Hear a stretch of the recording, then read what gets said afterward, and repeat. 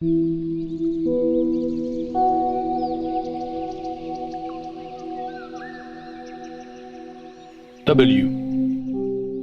Word, world. Adam et Ève vivaient en Éden, au paradis. Une terre saine, non souillée, pure et sauvage.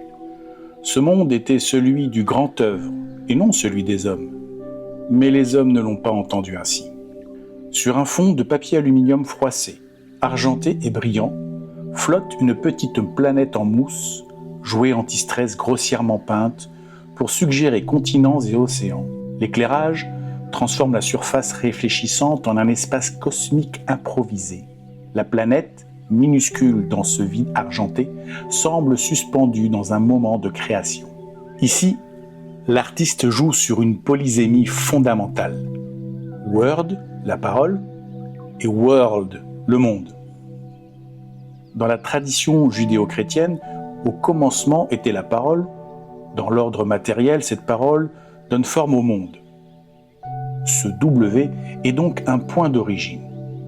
Avant la parole humaine, avant l'écriture, avant les cultures et les lois, il y a le monde brut, encore vierge de l'intervention humaine. La planète de mousse, volontairement imparfaite, refuse la perfection des globes terrestres éducatifs. Elle n'est pas le produit de la science cartographique, mais une évocation naïve, presque enfantine, d'un monde en train de naître. Ce choix est crucial. Le monde originel n'est pas un objet figé, fini, mais une matière malléable, encore soumise aux forces créatrices, naturelles ou divines. Le fond en aluminium froissé, avec ses reflets lunaires, suggère une immensité cosmique, mais aussi la fragilité du décor. L'artiste nous rappelle que notre conception du monde est toujours un montage, un théâtre visuel qui peut être plié, froissé, altéré.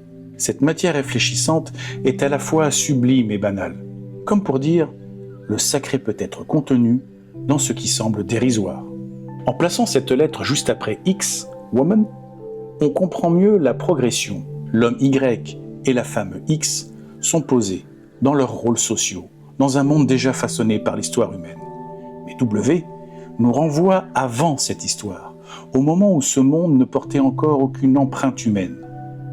Ce n'est pas un retour nostalgique, c'est un rappel que ce monde avant nous était complet en lui-même, et que notre parole, loin d'être fondatrice, est aussi destructrice.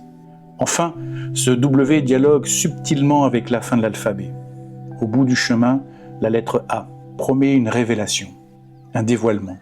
Ce que W montre, c'est que la révélation finale n'est pas seulement dans le futur, mais aussi dans ce passé primordial où tout était encore possible. W devient alors une image matrice. Le monde avant le verbe humain, l'espace avant l'occupation, la potentialité pure avant la prédation.